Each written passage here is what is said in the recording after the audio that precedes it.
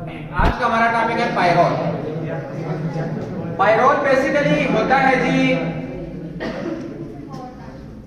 5 membered nitrogenous aromatic 5 membered heterocyclic compound in which nitrogen is present as a heteroatom is known as pyrrole.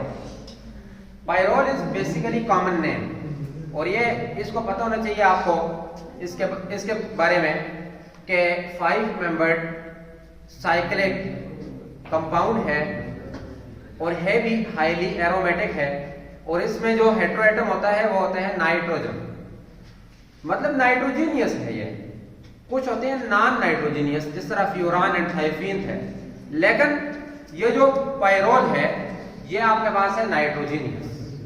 अब इसका जो होता है molecular formula है C4H5N। C4H5N तो जाहिर सी बात है इसकी स्ट्रक्चर इस तरह बनेगी कि एक कार्बन, दूसरा, तीसरा, चौथा और ये पांचवा क्या है हेटेरोएटम। यहाँ पे जाहिर सी बात है एक क्या है जी अनसैचुरेटेड बॉन्ड है, डबल बॉन्ड आप कह सकते हैं।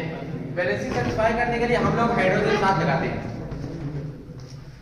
अब क्या होगा जी, आप कह सकते हैं इसका स्ट्रक्चरल फार्मूला तो यह है, ज्योमेट्रिक फॉर्म आप शॉर्टकट इसको इस तरह ड्रा कर सकते हैं जिस तरह 5 मेंबर्ड कंपाउंड होता है। जिस तरह क्या होता है 5 मेंबर्ड कंपाउंड होता है।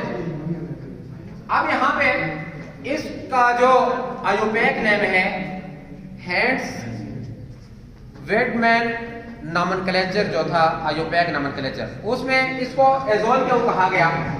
नाइट्रोजन जब भी हेटेरोएटम होता है उसके लिए एजा होता है। क्या होता है एजा।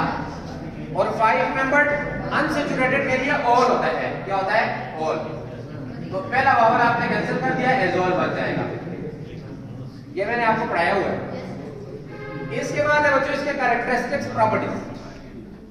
ये साइक्लिक होता है, प्लेनर है, sp2 हाइब्रिडाइज्ड है। यहां पे मैंने हाइब्रिडाइजेशन फाइंड की हुई है। कंजुगेटेड है, उभय हक्कल फार्मूला 4h+2 पाई इलेक्ट्रॉन। इसके बाद इससे भी इंपॉर्टेंट जिसको कहा जाता है इसकी रेजोनेटिंग स्ट्रक्चर। इसकी रेजोनेटिंग स्ट्रक्चर अब ये जो होगा